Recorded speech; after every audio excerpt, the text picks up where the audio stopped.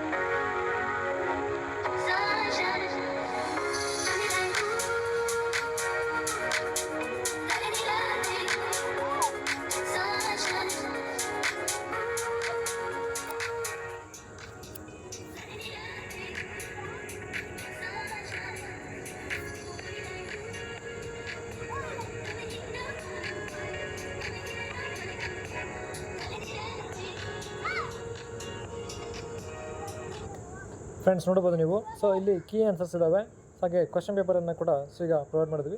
ಸ್ವಲ್ಪ ಇದನ್ನು ಕೂಡ ಚೆನ್ನಾಗಿ ನೋಡ್ಕೊಳ್ರಿ. ಸೊ ಯಾವ ರೀತಿಯಾಗಿ ಕ್ವಶನ್ ಪೇಪರ್ಸ್ ಬರ್ತಾವಂತ ಸೊ ನಿಮಗೆ ಕೂಡ ಒಂದು ಕ್ಲಾರಿಫಿಕೇಷನ್ನು ಸಿಗ್ತಾ ಹೋಗ್ತದೆ. ಸೊ ಹಾಗೆ ಇನ್ನುಳಿದಂತೆ ಯಾವೆಲ್ಲ ಕ್ವಶನ್ ಪೇಪರ್ಸು ಬೇಕಾಗ್ತಾ ಹೋಗ್ತವೆ ಸೊ ಅವನ್ನು ಕೂಡ ಕಮೆಂಟ್ನಲ್ಲಿ ಕಮೆಂಟ್ ಮಾಡಿ. ಸೊ ಹಾಗೆ ಅತಿ ಶೀಘ್ರದಲ್ಲೇ 2018ರ ಕ್ವಶನ್ ಪೇಪರನ್ನು ಕೂಡ ಪೇಪರ್ 1 ಮತ್ತು ಪೇಪರ್ 2 ಅಪ್ಲೋಡನ್ನು ಮಾಡ್ತಾ ಹೋಗ್ತೀವಿ. Thanks for watching this video.